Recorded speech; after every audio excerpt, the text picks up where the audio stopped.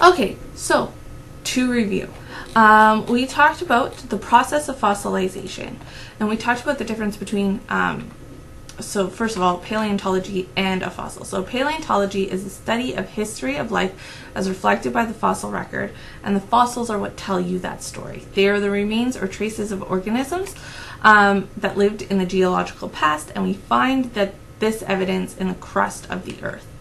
So there's a process to fossilization. First you have to die. Then sediments must bury your body. The finer the grain of particle, the better. Then you can have preservation of your unaltered remains in amber, ice, mummification, or tar, or you have preservation of altered remains through things like petrification. You have to be uplifted and exposed, so there must be some sort of erosion, and then you can be found. We talked about the difference in types of fossils. So we have molds, which is the empty area that you used to be in.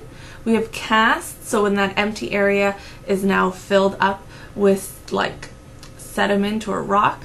We have petrification, that's when all of the parts of your body have now been replaced by minerals, so therefore technically your body is now rock.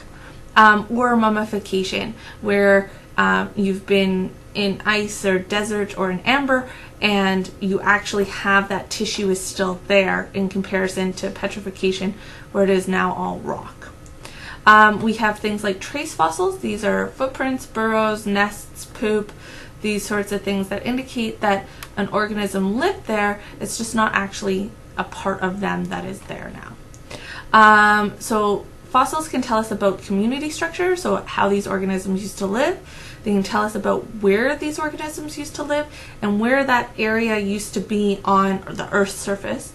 And it can also tell us about the climate that was there at that particular time, so whether it was hot or cold. Alright, the Cambrian explosion, this is the beginning of the Cambrian, and there was not much diversity in life before this, and now there's this huge diversity of life. And we get many known representations of modern animals are found in this Cambrian explosion.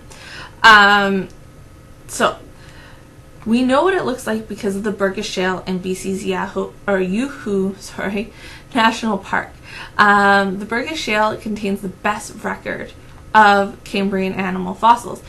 They are even their soft-bodied parts are preserved so well, and this is because what it essentially was an underwater avalanche of very fine sediment, and that allowed for these even soft parts to be preserved and us to be able to see what these organisms actually look like. Yeah, so with that, there we are.